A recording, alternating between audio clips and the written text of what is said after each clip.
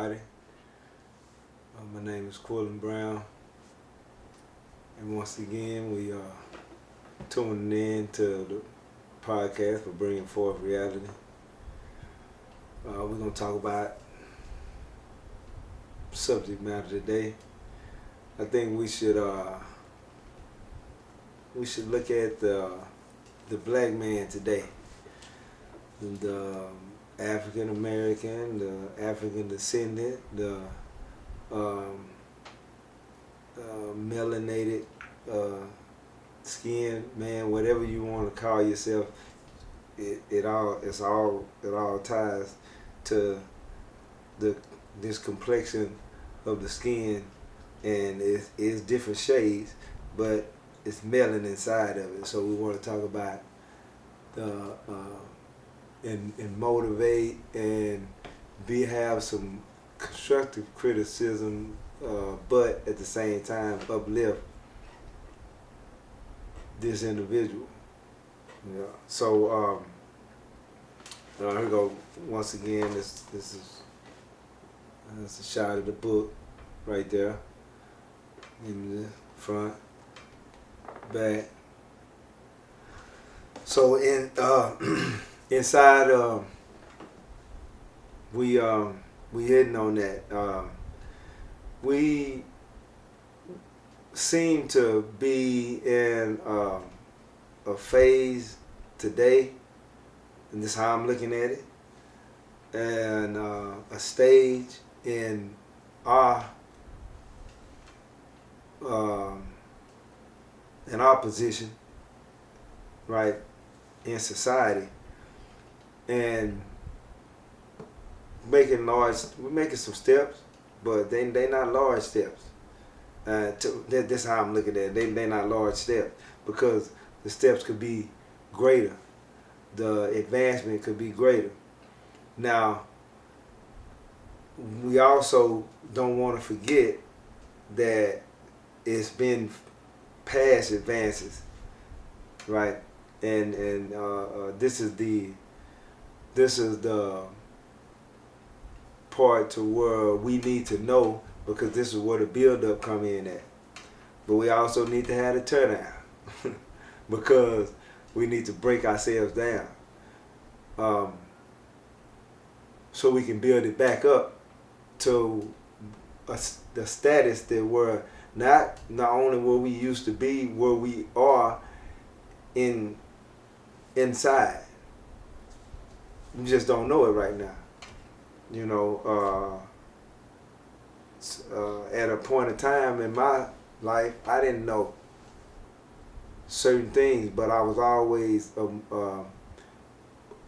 aware and conscious on a certain level of that the black man, the melanated skin man, or the African American or African descendant, the African was bigger than the projection that was put out, bigger than the westernized view, in which the westernized view run the world right now. Bigger than that. It was bigger than what they say and claim that we are worth, our way of being, our value, our intelligent level, and the just us being a diminished human being. And this is where the psychology come in at. You see, remember now, this is what this whole thing's about.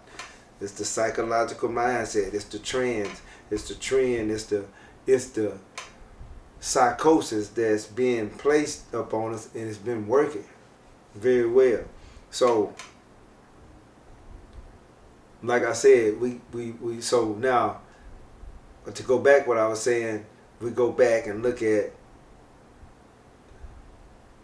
once in the past, because it was a buildup, because you wouldn't have certain things. And I'm also speaking of the woman, the melanated skinned woman.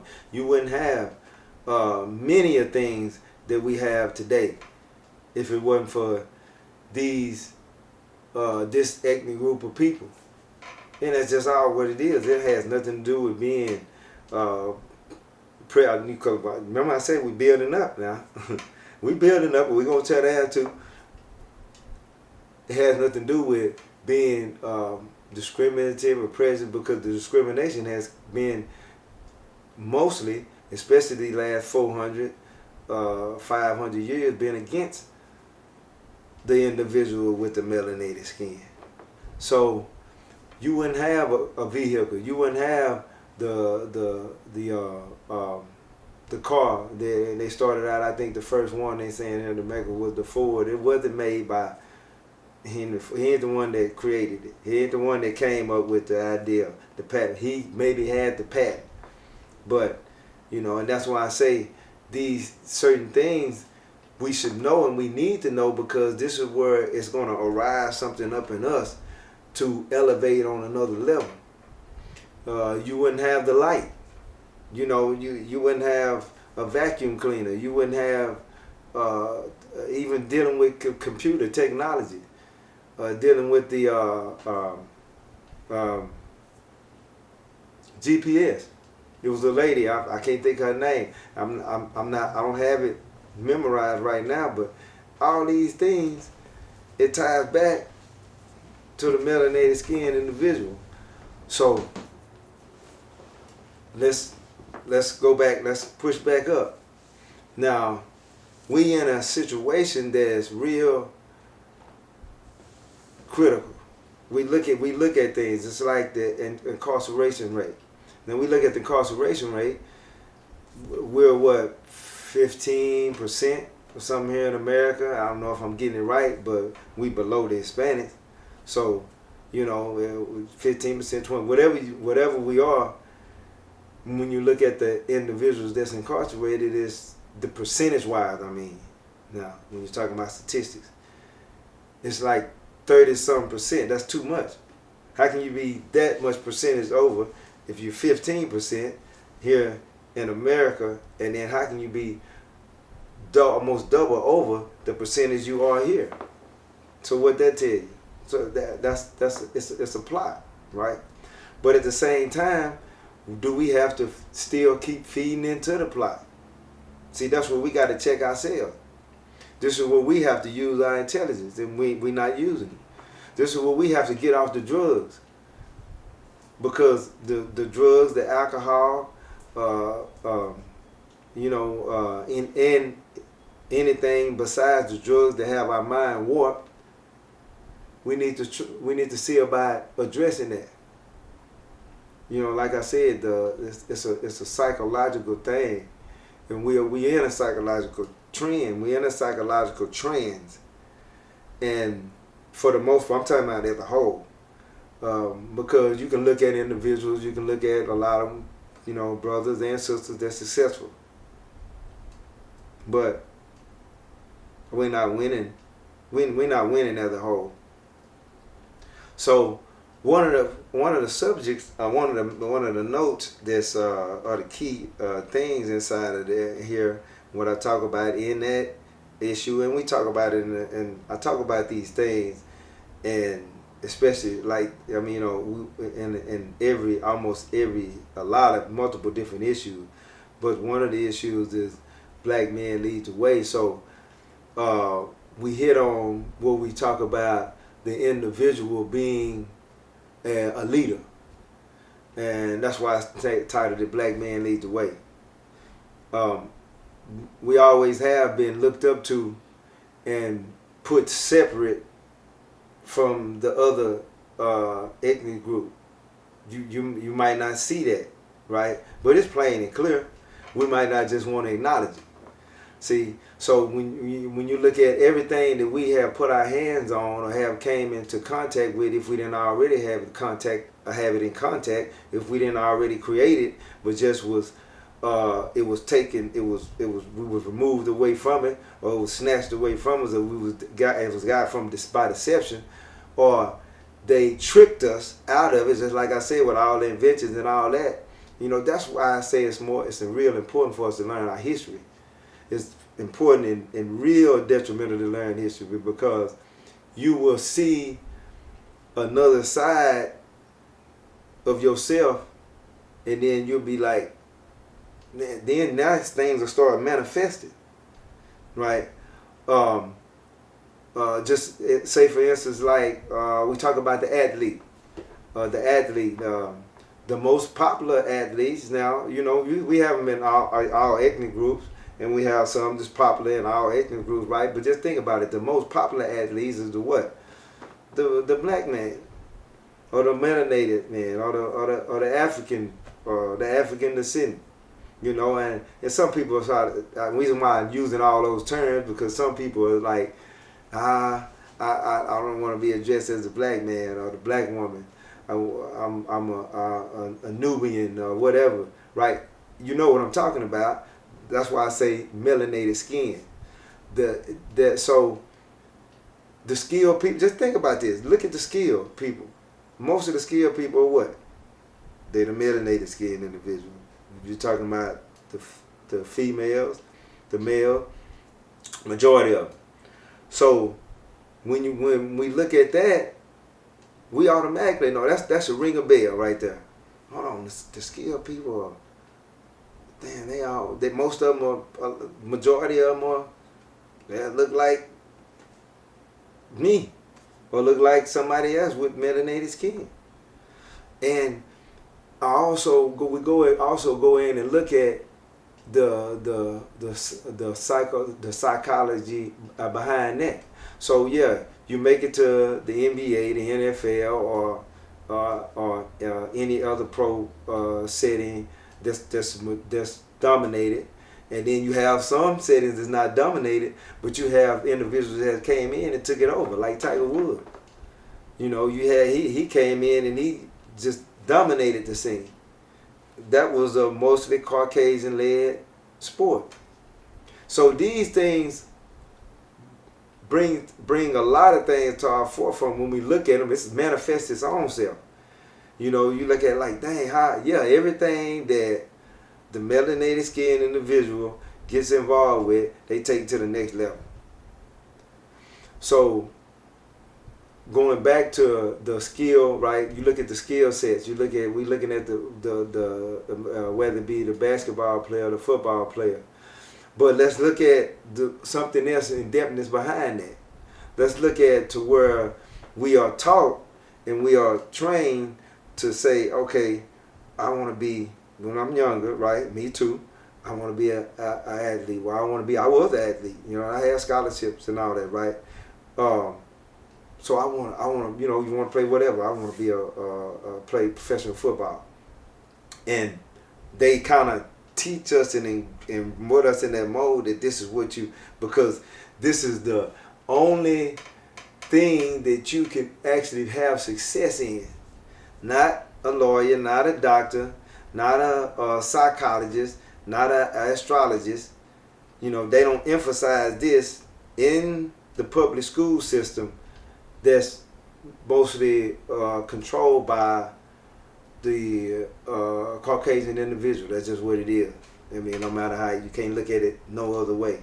It ain't to be sugar-coated, because we have been duped and tricked all throughout this recent 300, 400, 500 years over here in America and other parts of the world, you know, even in Africa. So we're finna look at the flip side of that. Okay, boom, you make it to the NBA, you got, or the NFL, you got a couple of $1 million contracts. Well, paint a picture of this thing, because this ain't nothing but just the new age of slavery. Now, I'm not saying that, you know, don't strive for that, but when you get there, when you get those $1 million contracts, what are we doing with the $1 million? What are we doing for the community? You know, you have some that's doing stuff for the community, but why are we not setting up things that's for generations to come? Because we generations behind already. We've been stripped of things. Stripped. I'm talking about not on our own. Today we stripping our own self. Just like I was talking about the week on the first show that we mentioned about when we talked about the chain, the invisible chain. So today we strip our own self. But previously, before, we've been stripped of these things. So we've been stripped of our culture. We've been stripped of our language. We've been stripped of our ability because we've been dope. They fed us with drugs, all type of different things. And just like you say, this is even legal, what they call legal drugs, right? And then, as we know, the drugs in the community that was put in there, the alcohol that's on every corner, right? So let's come back, because like I said, I can go and shoot off 2, 3, 4, 5 different ways we're talking about this. Now we get the couple of $1 million or whatever, $100 million contract. We good. We got a big house on the hill. We all right. We got our family and everything, and we're not worried about building the community. No, and that's what we should be doing. Now, don't get me wrong. We've been deterred away from that, but today, we too strong. We have too many avenues. We got too much leeway. If you think about building a community, and you can do it without even hurting your pocket, and you can help your pocket, because if I got $100 million contract, and I take $1 million and I give with some of my partners, and say, hey man, and can you donate 500 grand? Can you donate 100,000? Can you donate? We can get up to 10 million. We can buy some acres. You probably can buy 500, 1,000 acres or more than that, and then start formulating a community right there, and have your own thing, your own city ordinance and everything.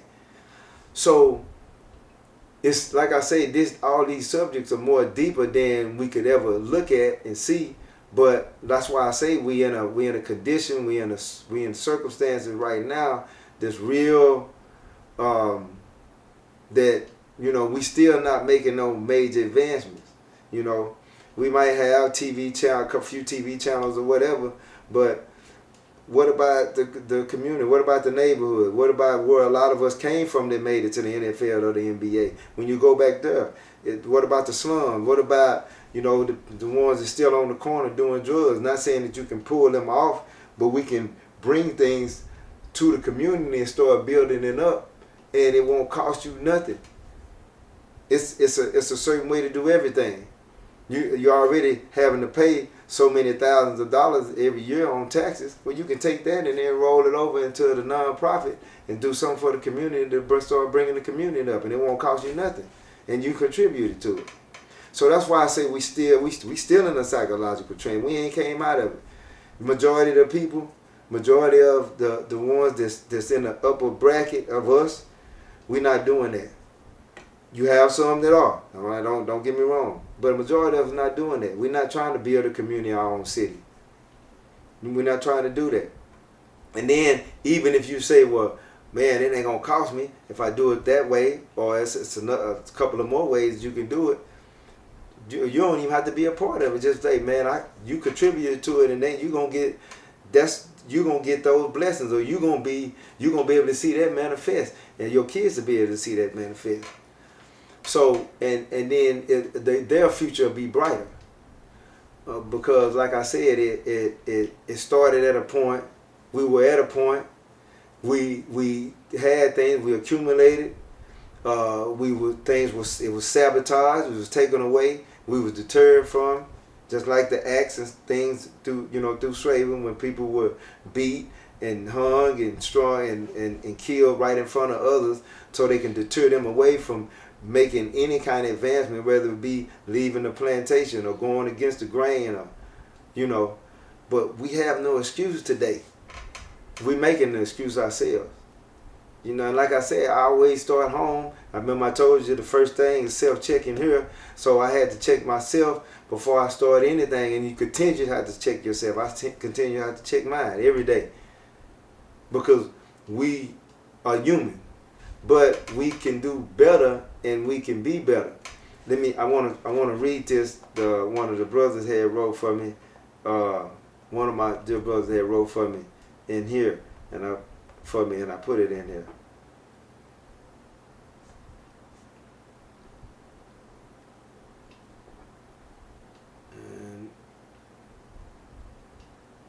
And the title is Make Your Mark. Black men, make your mark. And he says, well, it says, because I don't know necessarily if it's his quote, but it says, black men, we must make our own mark in today's world. First thing first, we must stand on our word.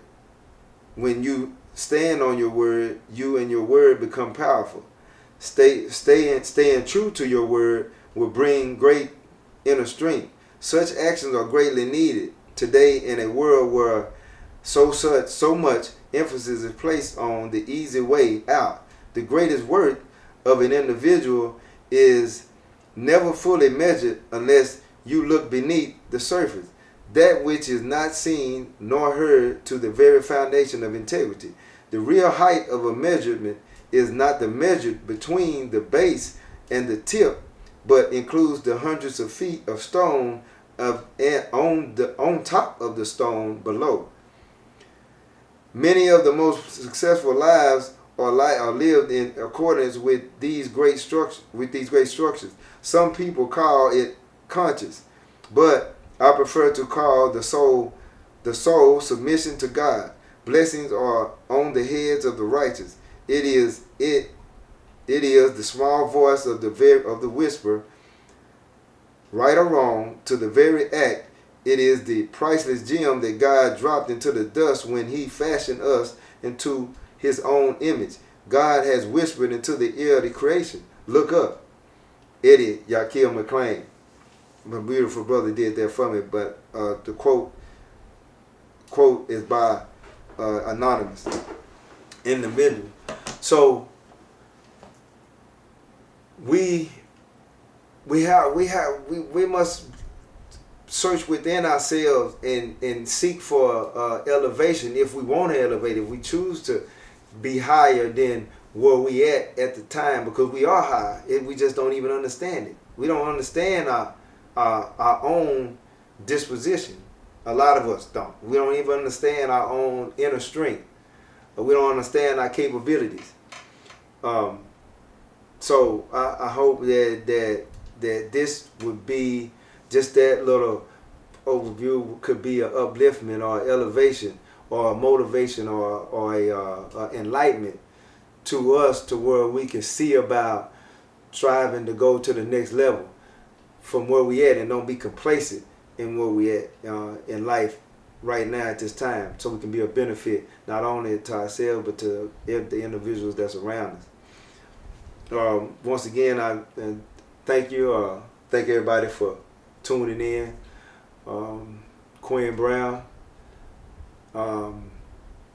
You can go on right now, Taqwa Ministries, TAQWAMINSTRIES.org, and put in to get an order of the book. But we are going to have it on other avenues and other platforms here pretty soon.